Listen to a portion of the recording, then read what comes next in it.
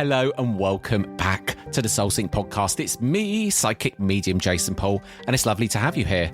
I've just got back from Prague late yesterday, had a lovely time, few days away, which was really beautiful. I went by myself, saw lots of the sights, and one of the days I even did 25,000 steps, and my feet are actually feeling it today.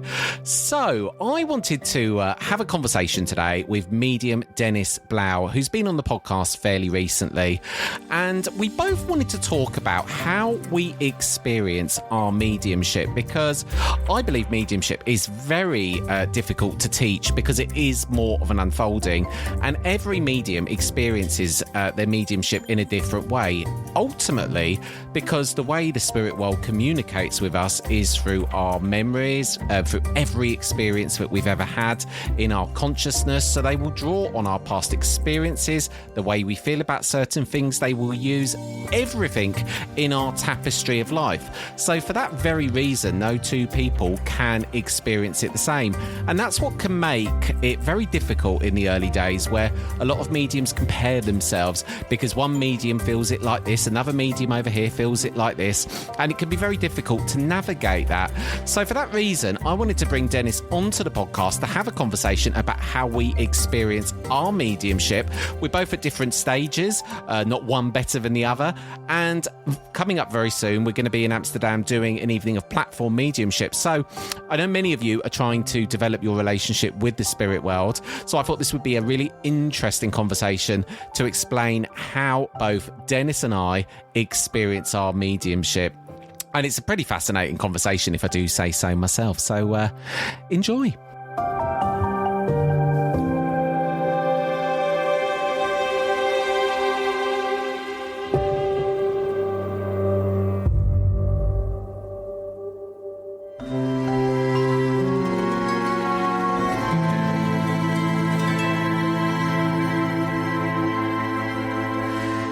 Oh, I'm excited, Dennis Blaauw. Welcome back, even, to the Soul Sync.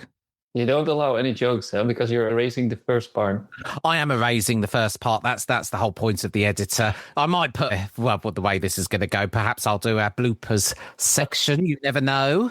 Do you know what, actually, if I had outtakes from the Soul Sync, not that I do a huge amount of overall editing, but if I did outtakes, my God, there'd be some funny ones. There would be. Normally, most of the funny things happen before I push the record button because I try and get that out my system before I start being too silly, you see. You're getting like giggerish? What do you call it? Well, yes, I start getting a bit pent up and excited depending on the guest and how they stir my energy pot before we get going. Right. It's always like that. It's probably mutual, no? Well, it is. It's an exchange of an energy, isn't it? We're all one. It depends. Right. But, I wanted to bring you back on because, firstly, we are sharing the platform. It's a very dramatic way to say a stage or a raised piece of concrete, however you want to dress it up. But it is what we say in the mediumistic world. We are sharing a platform in Amsterdam, doing some mediumship. It's not actually going to be Amsterdam. It's close to Amsterdam. Oh, well, I've already got the location wrong. Thank God you've told me. I could have turned up to the wrong venue. But I would have gotten you. Well, we're doing some mediumship in a location close to Amsterdam on a date of which I've now forgotten. So we're doing very well so far. But it's in early August. It's a Thursday. I know that. It's the first Thursday of August. Correct. I should know this, considering it's one of the first times I'm actually gracing a platform in any country other than England. So it's very exciting. But I wanted to talk today because a lot of the time when I do episodes of the Soul Sync, I talk about different matters, but, I wanted to come on today to talk more about mediumship from a sense of what are we working on and where are we up to and what does our mediumship look like? Because the first thing I want to say is mediumship is, from my experience now and from how I see it now, it's different for every two people. No one person, I don't believe, experiences it the same, which firstly, I will say that is what I feel makes it so difficult to, well, you can't train someone to be a medium. It's a journey of helping them to unfold. What do you agree with that? How do you view that first statement, Dennis Blaauw? Yeah, I agree and disagree at the same time. I agree it's a Oh, journey we're of already this. having a debate. We haven't even started for 2 minutes yet, so we're already getting into Yeah. Why do you agree? Why do you disagree? Well, it's like you actually make two statements. It's a journey of the self. Yes, I agree. You can train somebody. Well, I think you can. And that's what we see. Like we have teachers teaching mediumship, and you're doing it actually yourself too. Well, I would say I don't view it in that way, because I would say that, yes, okay, we can use the word teacher. I would more say tutor, but I would say that it's good teachers of mediumship. Really what they're doing is they're helping you to unfold something, because that you can't teach someone mediumship, because mediumship is the truest essence of you. So you can't teach someone something that you already are. And if you're already a soul with an ability to connect to other souls, then I would say it's more of a helping you to remember and forget the thought patterns and beliefs that you have learned that are disaligned from that of the truth. Maybe. I think that's a big part of it. But then, for example, why would you be able to connect to people that have crossed and went to the other side, but you have a hard time connecting with plants or animals or rocks or the sky?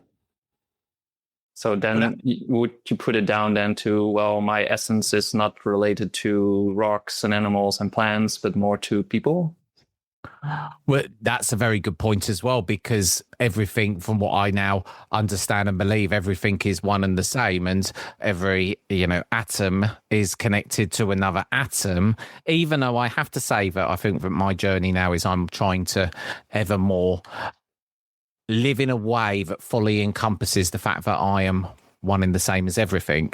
But I feel that the illusion of separation is a very difficult illusion to sometimes overcome, when our eyes are just constantly lying to us from every moment, from the moment we're born. Our eyes are, yes, they're not lying to us totally. They are showing us a very small spectrum of reality. I'm glad it's showing me what it is. Don't get me wrong, I'm not slating my eyes. I'm giving eternal gratitude for them.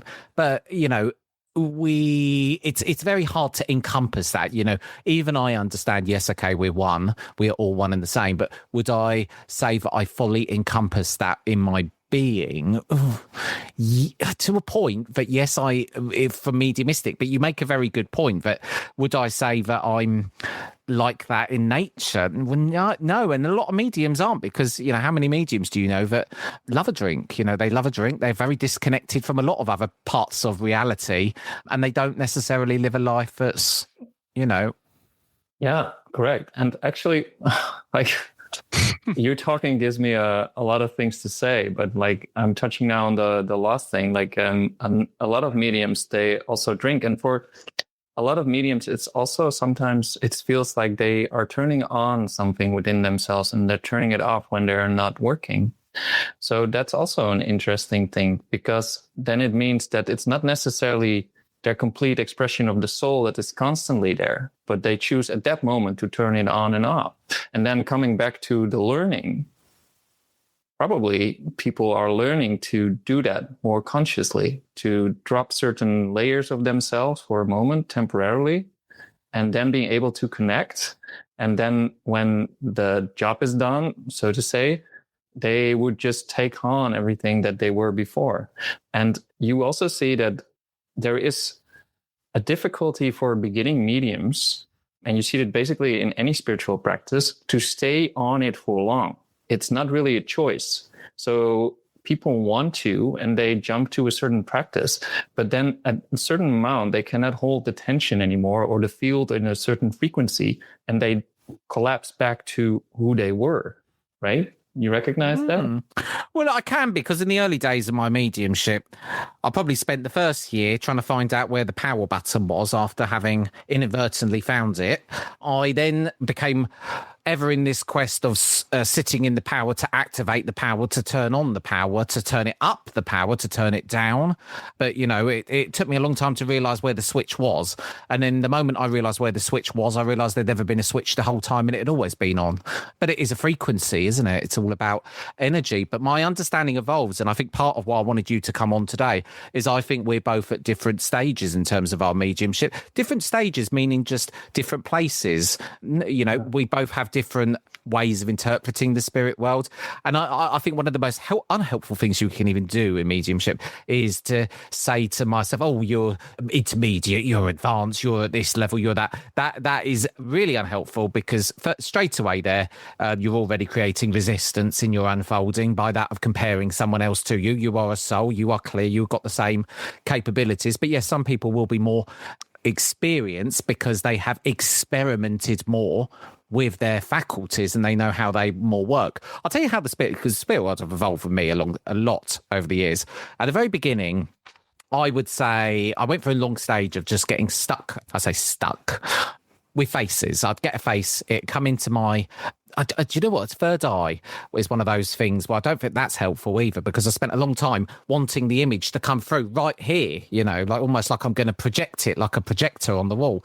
But without going off on a tangent, I would say at the very beginning, I would sort of get faces and then I would just feel that I couldn't move beyond the face. It was almost like the face was just there. But I'm very clairvoyant, and the spirit world have their own distinct language of communicating with me, which is with good... Firstly, I'll say it's with good humour, that they've realised that humour definitely seems to be a language that I understand. But for a long time, the spirit world would give me one thing, you see, Dennis. They'd give me a washing machine and I would say a laundrette. They'd give me an ironing board and I would say a shirt. You know, I was interpreting it, and I had to have an energetic reset with them about a year ago. I said to them, do you know what? I'm making life difficult. You show me a pizza, I say Domino's. You show me a woman, I will say it's a daughter, you know. Right now, I'm going to have a reset, and everything you give to me, I will just now say. But it's a journey, isn't it?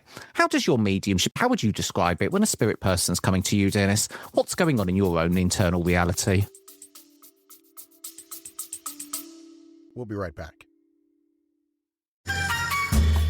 Hello there, Soul Sync, it's me. I interrupt this episode for just a moment to ask, if you find this podcast at all helpful, please leave a review on the platform where you listen to them. It helps other people to find it, and it means the world to me. Now enjoy your episode.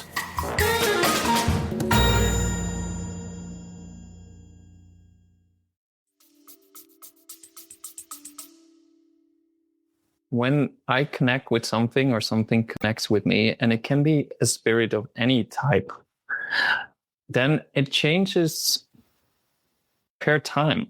It's not necessarily, it's always the same. And I think, I'm not sure if everybody has it like that, but I think many mediums that I talk to explain it quite similar, that it changes per connection. And that's what makes it sometimes difficult, because we tend to try and expect, or we expect something and then we try to work with what we expect. But being open to anything makes you actually better to perceive what kind of connection comes through. And it's not really different than to light. So any skill you can acquire in life, it's transferable to mediumship. And I think we forget that at times, because we try so hard with mediumship, but then we say, okay, there is only one type of relationship that we can build on. But then if we look at life, we have different kinds of relationship. If we meet another person, we talk differently, we act differently, we know which word to say and which not. And it's not much different when I do mediumship.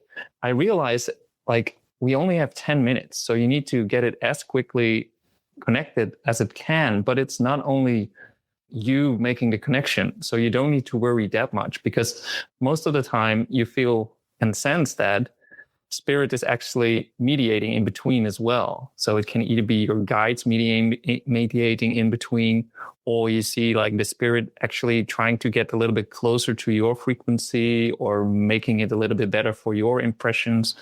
So asking me how it is to have a connection, yeah, it varies so much. It varies so much. Well, But I guess that's in the nature of the fact that every single soul is different, every single spirit person is different, and that again is what can make it tricky in mediumship because every single person is an individual. So if you've got a teacher or you're at the beginning of your journey and someone says to you, right, okay, first thing that you're going to do on this exercise now is you're going to get a name, you're going to get an address, you're going to get whatever it might be, whatever bit of evidence.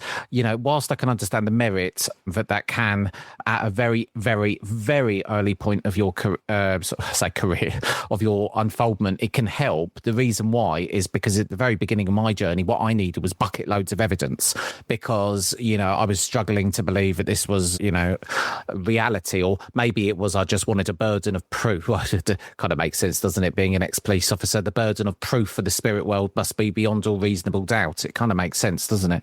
But, I would say in the early days, really, of my mediumship, it's changed, it's evolved. No two spirit people are the same, but what I think the spirit world do is they get to understand what your language of the soul is, how you interpret things. Because at the end of the day, if you're listening to this and you're wondering how the hell a medium connects to spirit, let me cut through the noise here. Very simple. They use your memories. They use every single thing within your consciousness, every experience, every memory, every emotion that you have ever had is within their repertoire. So what they're doing within the medium is they are drawing on that, because at the end of the day, how else are they going to communicate to you? And one of the big problems we have in mediumship is at some stage we believe that the mind is the enemy. There's two halves of the brain here. There's the left half and the right half. Only one half isn't really an enemy, but what we're just trying to do is move into the right half. But the spirit world, they draw on our emotions, and a lot of the time I will get a spirit person come through and the first thing I always get, always a face.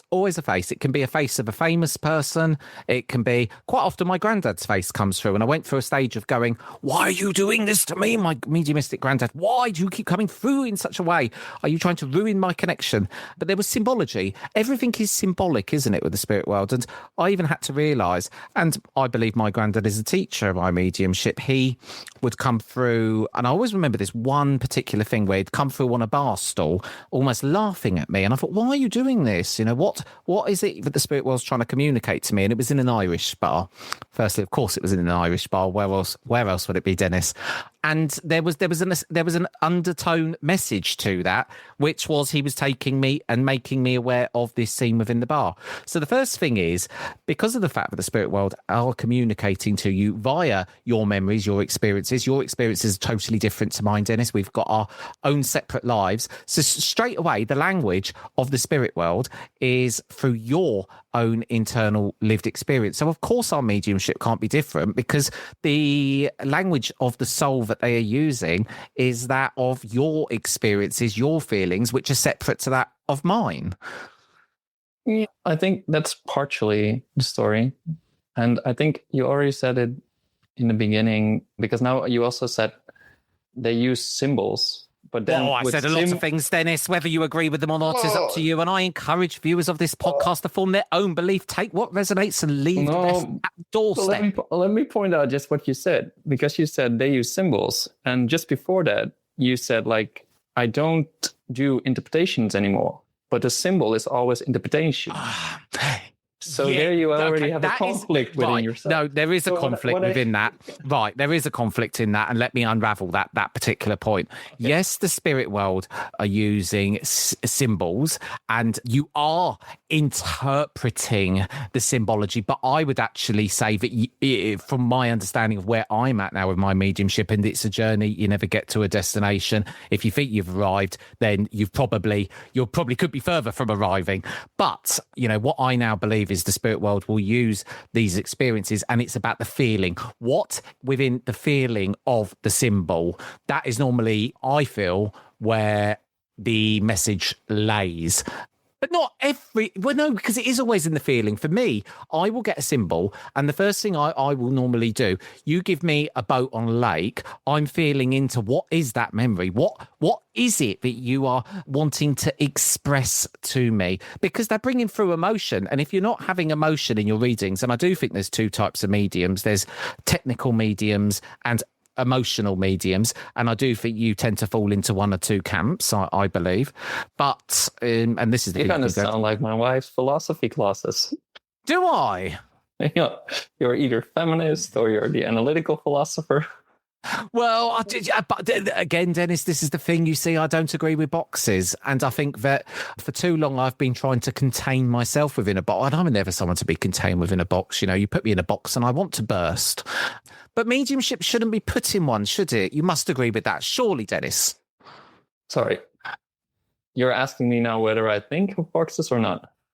No, the point I'm making is, first of all, mediumship is individual. Secondly, the language of the spirit world and what I believe happens in mediumship is they're drawing on your memory bank, your image bank, and when we talk about the symbology and interpretation, what I mean by, because one of the big problems I've had, and I've had it so much, and I think we all have it, is you get something and the first thing it does is go ding into the analytical brain because you try and place it. And that's like the whole thing when you get the washing machine and you say the laundrette, because you've interpreted it, you've tried to place it. And I have it so much. Every time I get a no in a reading, I'll tell you this, it's not because I've not accurately got what it is. It's in the fact normally, and I can tell because I'm at a point in my mediumship now when I get a no, the first thing I do is I go back and I understand it's because it's gone to the brain. I've tried to interpret it, and you can feel it because the energy changes straight away. The moment you're interpreting it, you're in the left brain rather than the right brain. Yeah, but I think you're missing out on something because I don't disagree, right? So I think this is a very big part. But all of our senses can be used mediumistically. And when you're talking about feelings as you are talking, yes, they are directly connected to memories. And if this is your strongest medium part, probably it will be elicited by memories. So the communication will most often be through memories. I'm just giving like an example, right? And smell and hearing, they can be completely novel. You don't necessarily need to have a memory attached to it. They can talk to you. You hear their voices. You can smell what they're smelling. And it can be smells that you haven't smelled before, or at least not relating to something. And even images can be like that. You can see landscapes or places where you've definitely not been before. And then, of course, you can say, oh, yeah, but you've drawing on movies. And yeah, maybe. But at the same time, why wouldn't it be like novel? It's interesting, isn't it? And you're right, because there is many other ways of other than clairvoyance. Clairvoyance has always been my I would say my strong one, but it's not actually. And I was having this conversation the other day with Colin Bates because I said, oh, clairvoyance is my main faculty, and he said it's not.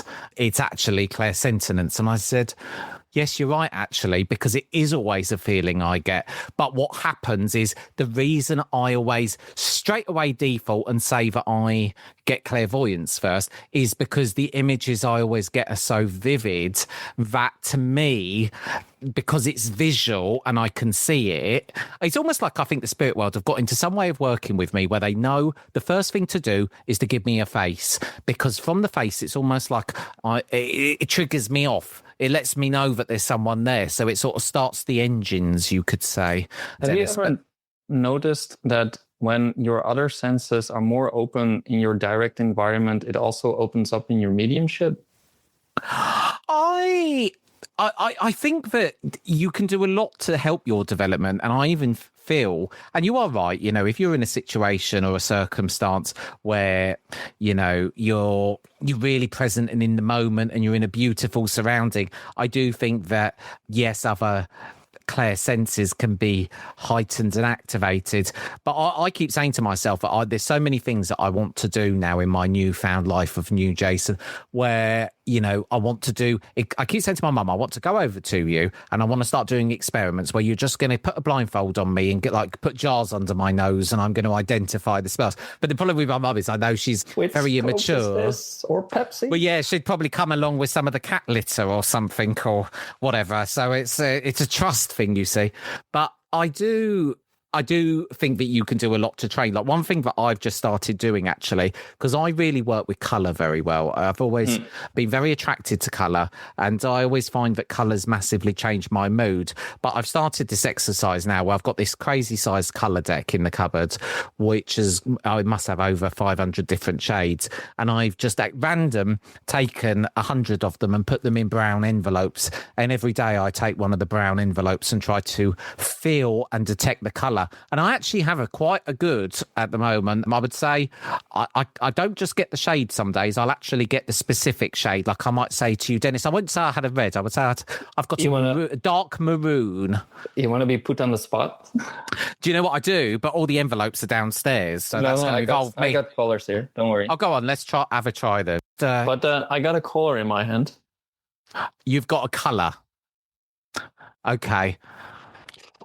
I'm gonna say, because this is the interesting thing now, and in an experiment like this, and this makes the point perfectly. The first thing that I want to do is I want to feel that color. I don't want to think about that color. I want to feel into the color. But there's also a certain element now that if I stay with the color for too long, you start overthinking it and second guessing. So the first color, I'm going to say the first thing that I was aware of was a turquoise, but that isn't my color because I feel that you haven't fully selected it. So I'm going to say a purple, a dark purple. Is it correct? Totally. Let's have a look. Oh, it's a bloody orange. Of course it is. But the point is, if I was going to do this, when I do the experiment normally at home, I have an exercise where I will, take my time to really feel the energy of the colour. And every colour does have a vibration at the end of the day. And especially when I've been doing mediumship, if I've been on a course or I've been on something extended, you take me back. And one time, no word of a lie, 10 cards in a row with my mum. And she looked at me like I was Harry Potter, Dennis. But that's because I've been very sensitive and opened up for the week. Yeah, no, I believe you. I know. It was a bit unfair to put you on. I'm kind of half tempted to do the same back to you. I'm kind of half tempted to I almost feel that I have to now. Yeah, you can. Okay. Come on. Let's go down the drain. This may be cut out later, but you never know. Let's have a look. Oh, okay. I do know which one I've selected already. So I'm just going to send the vibration of this color. Oh, you don't necessarily need to do that, but okay. I would say it hinges on the blue-green spectrum, and I know. Oh, it is blue. Yeah, very good. And it is actually kind of a green as well. Yeah, a bluey green. That's because you took your time, Dennis. You see, I went. No, it is. It's what my mum says to me. Ball in the china shop. I didn't take my time. I felt the pressure, but that's the ego, isn't it? There's a lesson to be learnt in that exercise, but it's a good thing to do. And I also feel that. Yeah, those, I can't even remember what you call them, those cards that have got the triangle, the symbol, the squiggly line. I want to try again. Well, do you know what? There's many parts of me that does want to try again, that's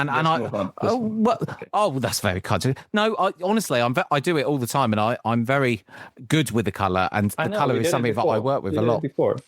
So yeah, I like it. And a lot of the early stages of my mediumship, a lot of the readings that I would do would be starting with a colour, reading into the colour. But some of honestly, what I would perceive to be the best readings that I've ever done have started with something as simple as a rose. But you can read into anything. I remember doing a reading once where a medium tutor gave me a rose and said, "Okay, do a reading from this rose." It's very interesting. I really don't like using it. But on Arthur Findlay College, they gave you these exercises, and it actually does work.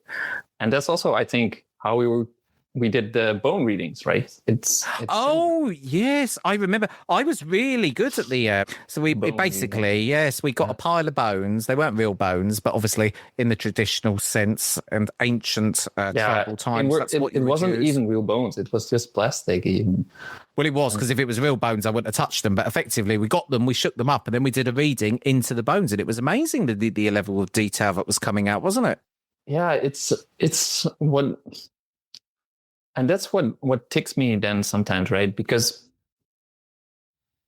in shamanism, you take the time, and for example, if you would do something like this, you do some oracle reading or psychic reading, but through an oracle, And I know even people with tarot do it, right? They infuse the cards, I think, either with their energy or something. So there is a ritual around it to make sure that the objects are in a certain vibration. But yeah, I cannot say we didn't do any ritual. Like we did blend it a little bit with our energy and their energy, if you still remember that.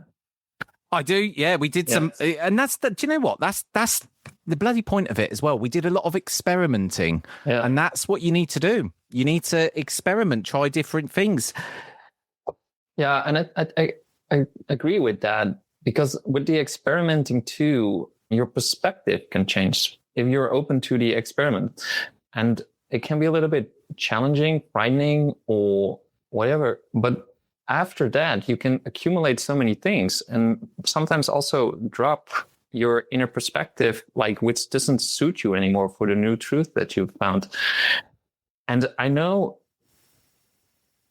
like, you're very classical medium trained, right? And or at least from that direction. You're not that classical trained, I know, but you're still within the English school of mediumship.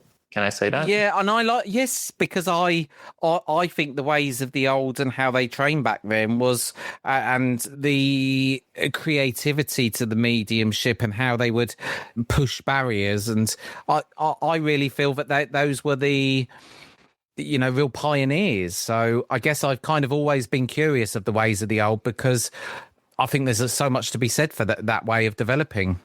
Yeah. Yeah, I definitely don't want to punch at it or something, but I can see definitely the difference in our thought patterns.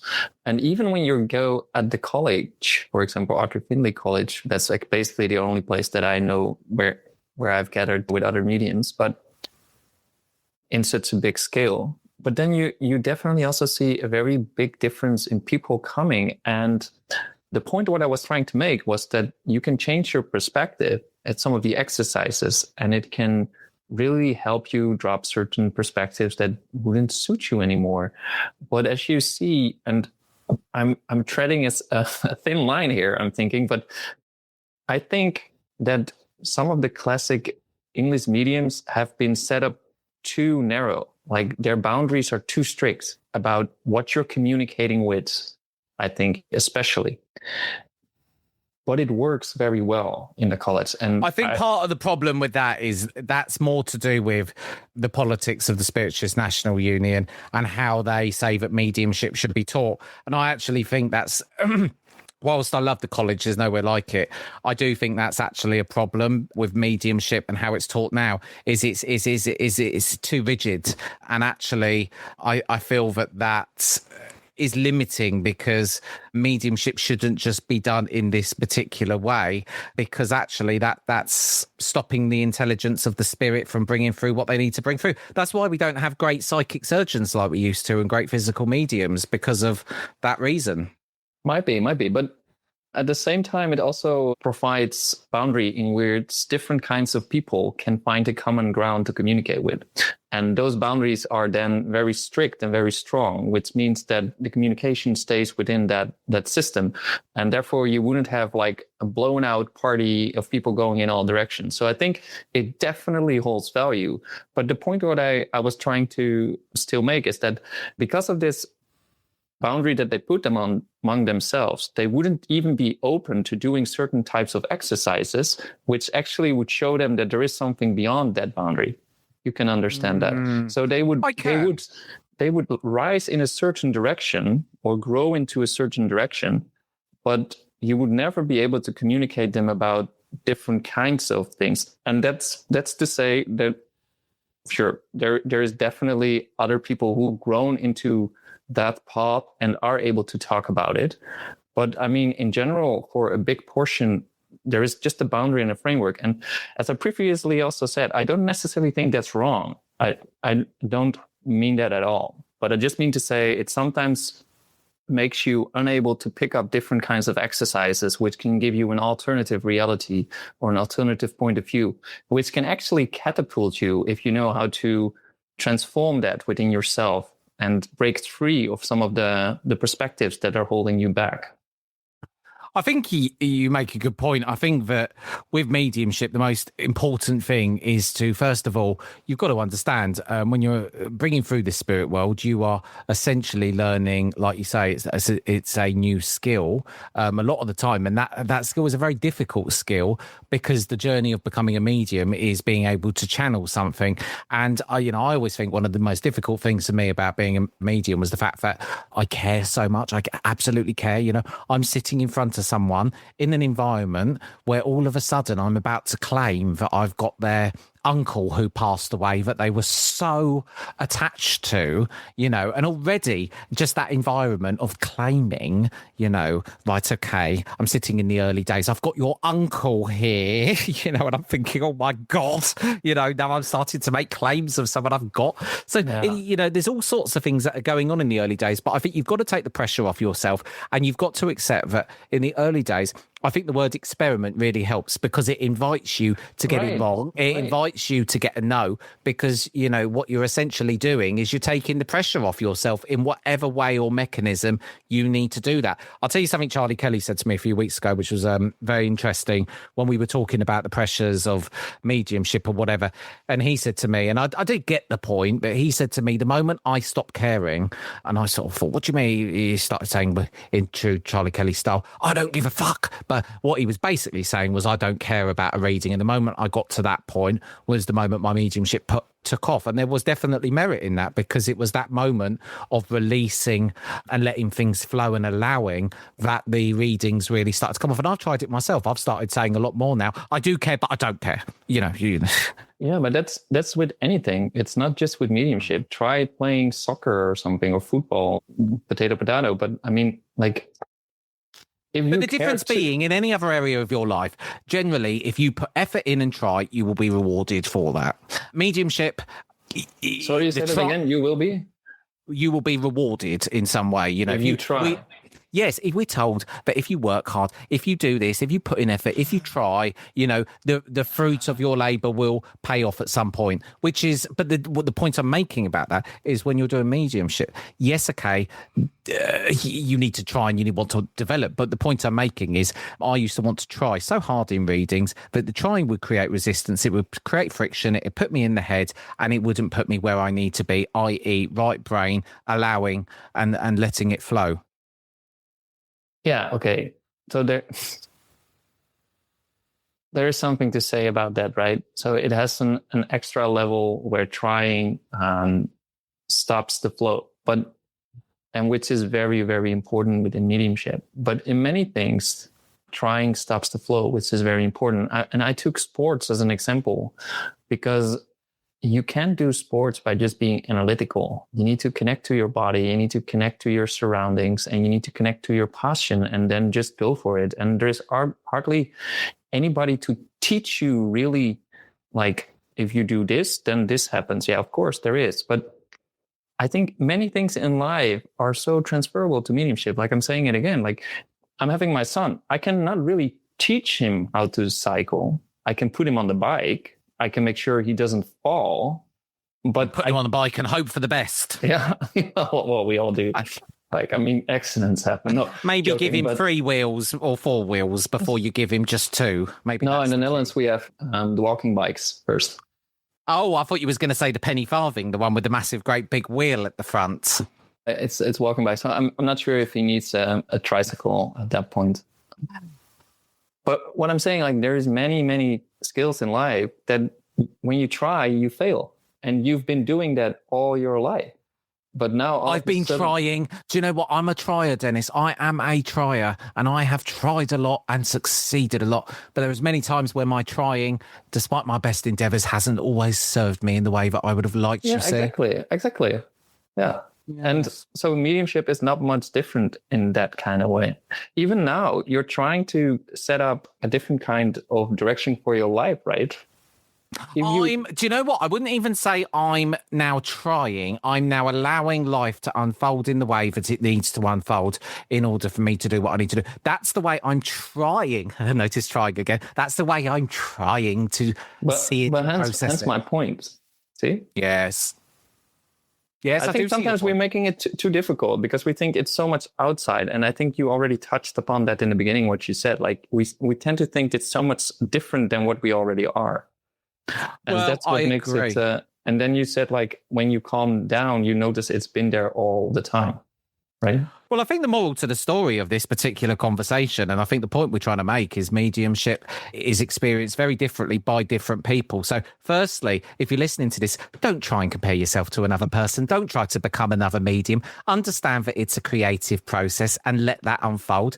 Kind of embrace no's, because no's is you experimenting. It's you fine-tuning these instruments of yours, these faculties, these senses, whatever you might want to call them, Dennis. Yeah, But I that is agree. what we're doing. But it is different. And, you know, if you're still hanging on in there to this point in the conversation, then we are in Amsterdam. I know that if I... Maastricht. Yes, sorry, I keep saying that. It's because where I fly into. It's so British, isn't it? I'm now saying that the place we're doing it is the place where I just happen to be landing into. Very lazy. But yes, I'm very excited to do it. And it will be interesting because, you know, I really feel this work is a calling at the end of the day. I don't feel it's something that isn't not a calling because of what the work involves and the nature of unfolding it. It's, you know, mediumship is extremely healing. And it's helped me in so many different ways in my life. And it continues to do so, which is why I feel in service to it, because I feel that it's given me as much as, well, I try and give it. But, you know, that isn't always possible. But in this modern found era of mindiness, you see. I'm in one of those moods today. The sillier, the better. But, you know, if you do want to find out more, then do go to the show notes. We'd love to see you. But mediumship, it is individual. And, you know, I think that's the motto of the story today. Don't you think, Dennis? Yeah. And also when you come and see us, we can definitely not cut out any bloopers. So that will be fun too. Well, yes, it is live. And I love the fact that you're being so assumptive when you come and see us. Yes, when you come and see us, you know, that will be lovely. I look forward to shaking your hand if that's what you like, or hugs are for free, you know, those stats as well. But, you know, if you do, and we should mention we have a third party, right? We do. We have a third wheel, much like the bike that your son is on. And he's a lovely medium. He's called Lucas Ilken. You just recently released this talk. I did. I pushed the button on it today. He's also very talented. He is. He's lovely, lovely medium. I've not actually seen him work a huge amount. You know, I'm really excited to witness that whilst working alongside him for the first time. But it will be nice. Know, it will be lovely. Well, it's been a blast. Very interesting. Thanks for coming on. Yeah, I liked it, Jason. Thanks for inviting me again.